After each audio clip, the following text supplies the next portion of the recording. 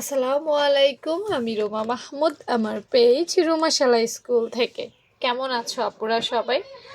আজকে তোমাদের দৈনন্দিন জীবনে ব্যবহৃত একটা আম, গুরুত্বপূর্ণ জিনিসের মেজারমেন্ট দিব। সেটা হচ্ছে যে বালিশের কভার।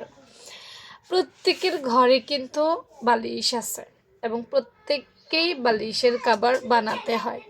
এখন এই বালিশের কভারটা যদি আমরা নিজেরাই তৈরি করতে পারি, সেক্ষেত্রে কিন্তু অনেকগুলো টাকা সেভ হয়ে যাবে। আমরা যে বালিশ ব্যবহার করি এটার কিন্তু এক এক ধরনের মেজারমেন্ট হয়ে থাকে।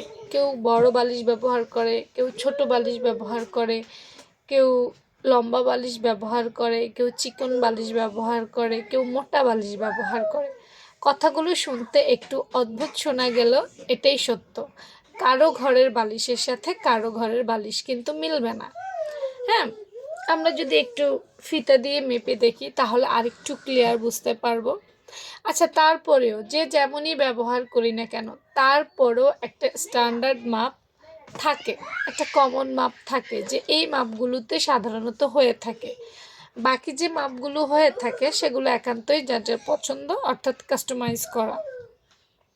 তো আজকে আমি তোমাদেরকে একটা সাধারণ বালিশের খাবারের মেজারমেন্ট দিব। সেটা হচ্ছে, এখানে দেখতে পাচ্ছ লম্বা, মানে আমি এভাবে ধরেছি লম্বাটাকে। তো আমি লম্বা 23 ইঞ্চি নিয়েছি। আর এভাবে পাশটা যেটা, সেটা হচ্ছে 17 ইঞ্চি। আমরা কিন্তু বালিশের কাভারের ঘটনটা দেখলেই বুঝতে পারি। আমি ড্রয়িংটা এভাবে করেছি, তাই মার্কটা এভাবে নিয়েছি।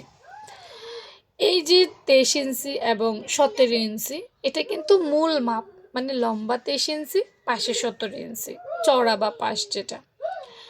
কিন্তু এই যে পাশে বক্স দেখতে পাচ্ছ চিকন করে, এই বক্সের মেজারমেন্ট কিন্তু সম্পূর্ণ আলাদা।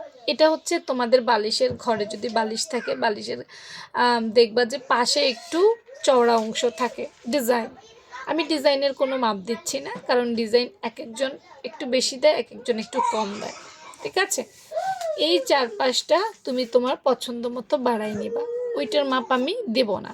আমি শুধু মূল কাভারটা বা মূল বালিশটা কতটুকু লং, কতটুকু চওড়া, সেই মাপটা দিয়েছি। হ্যাঁ, কারণ হচ্ছে আমি যদি আসলে মেজারমেন্ট না বুঝিয়ে দিই, অনেকে ভুলভাল কেটেও ফেলতে পারো। যারা নতুন তারা তো ভুল করতেই পারো, তাই না? তাই পুরোটা ক্লাস দেখে শুনে বুঝে তারপর কাটিং করবে। কারণ একটা কাপড় কাটিং করলেই কিন্তু নষ্ট হয়ে যাবে।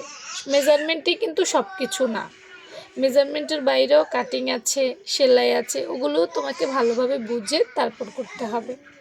তো ভালো থেকো সবাই। আজকে এতটুকুই মেজারমেন্ট ছিল। আল্লাহ হাফেজ।